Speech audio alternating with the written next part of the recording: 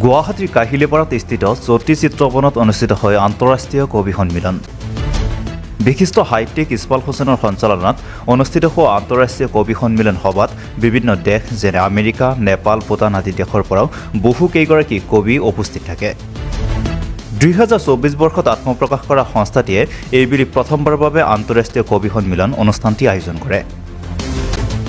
উক্ত অনুষ্ঠানত বহু বিশিষ্ট ব্যক্তিক বঁটা প্ৰদান কৰা হয়। প্ৰজ্ঞা মৈত্ৰী আন্তঃৰাষ্ট্ৰীয় কবি সন্মিলনৰ উদ্যোগত আয়োজন কৰা অনুষ্ঠানটিত বহু কবি, সাহিত্যিক আৰু সাহিত্যপ্ৰেমী ৰাইজ উপস্থিত থাকে। গুৱাহাটীৰ পৰা ইক্ৰামুল হকৰ ৰিপৰ্ট, সফৰ টিভি।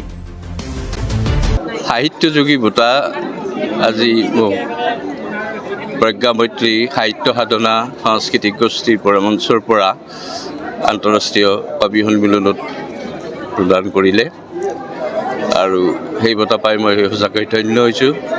আৰু মোৰ এখন গৱেষণামূলক গ্ৰন্থ লাচিত বৰফুকন, সেইখন 350 পৃষ্ঠাৰ গ্ৰন্থখন, সেই গ্ৰন্থখন আজি 2 বছৰ আগত, এবছৰ বেছি হ'ল আৰু অশোক পাব্লিকেশ্যনে পাব্লিছ কৰিছে। সেইখন 350 পৃষ্ঠাৰ গ্ৰন্থ। বহু কিতাপ অধ্যয়ন কৰি কিছুমান আগৰ লাচিতৰ নজনা কথা সেইখনত মই উল্লেখ কৰিছোঁ। আৰু সেই কিতাপখন আমাৰ অসমৰ মুখ্যমন্ত্ৰী ডাঙৰীয়াই মোৰ পৰা বিচাৰিছিল, মই দিছোঁ তেখেতক। যিয়ে নহওক, সেইখন কিতাপে ইতিমধ্যে বিভিন্ন ঠাইৰ পৰা মোক খুব উৎকৃষ্ট মানৰ বুলি এটা দিছে আৰু মই নিজেই তাৰ কাৰণে খুব আনন্দিত। আন্তঃৰাষ্ট্ৰীয় কাব্যজ্যোতি বঁটা মোলৈ আগবঢ়াইছে প্ৰজ্ঞা মৈত্ৰী অনুষ্ঠানটোৱে। যথেষ্ট দক্ষশীল অনুষ্ঠান আৰু এইটো কাৰণে ভাল লাগিছে যে আজি সৰুৰ পৰা কবিতা চৰ্চা কৰি আজি মই ইতিমধ্যে এইটো অৱস্থাত উপনীত হৈছোঁহি। তেখেতসকলেও মোক নিৰ্বাচিত কৰিছে, মই সেইকাৰণে বহুত সুখ অনুভৱ কৰিছোঁ। আৰু দ্বিতীয়তে হ'ল কি, কবিতাৰ ক্ষেত্ৰত আচলতে কবিতাৰ জগতখন জটিল যদি অতি সহজ। পৃথিৱীৰ প্ৰত্যেকজন মানুহ একোজন কবি হয়। কিছুমানে লিখিব পাৰে, কিছুমানে হৃদয়ংগম কৰিব পাৰে।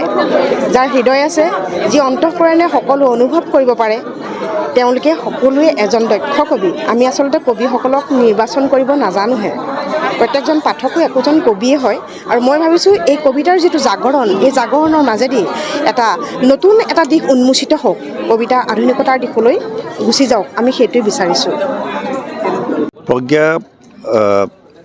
প্ৰজ্ঞা অনুষ্ঠানে আমাৰ ভাৰতবৰ্ষৰ বিভিন্ন প্ৰান্তৰ বিভিন্ন কবিসকলক বিভিন্ন ভাষা ভাষীৰ পৰা আদি কৰি আন্তঃৰাষ্ট্ৰীয় নেপাল, ভূটান আৰু ওচৰ চুবুৰীয়া ৰাজ্যবিলাকৰ প্ৰত্যেক কবিসকলক, বিশিষ্ট কবিসকলক তেওঁলোকে আমন্ত্ৰণ কৰি আনি ইয়াত সম্বৰ্ধনা জনাইছে। তাৰ ভিতৰত মোকো ইয়াত তেওঁলোকে সম্বৰ্ধনা জনাবলৈ যোৱা বছৰো মাতিছিলে। দুৰ্ভাগ্যবশতঃ মই আহিব নোৱাৰিলোঁ। তেওঁলোকে এইবাৰো মাতিছে, সেইকাৰণে মই আহিলোঁ।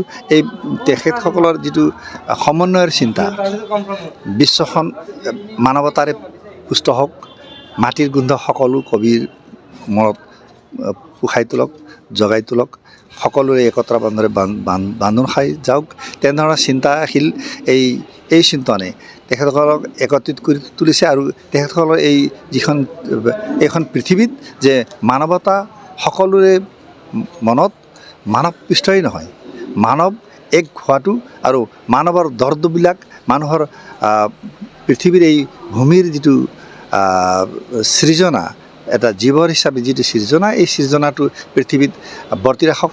এই পৃথিৱীৰ দাপোনটো আমি সাহিত্যত কবিতাৰ যোগেদি যাতে প্ৰতিফলিত কৰিব পাৰোঁ, তেওঁলোকে আমাক প্ৰেৰণা দিছে। এই প্ৰেৰণাৰ কাৰণে এই মঞ্চটোক আমি আন্তঃৰাষ্ট্ৰীয় নহয়, তেওঁলোকৰ মানৱতা মঞ্চ বুলি ক'বলৈ মন গৈছে।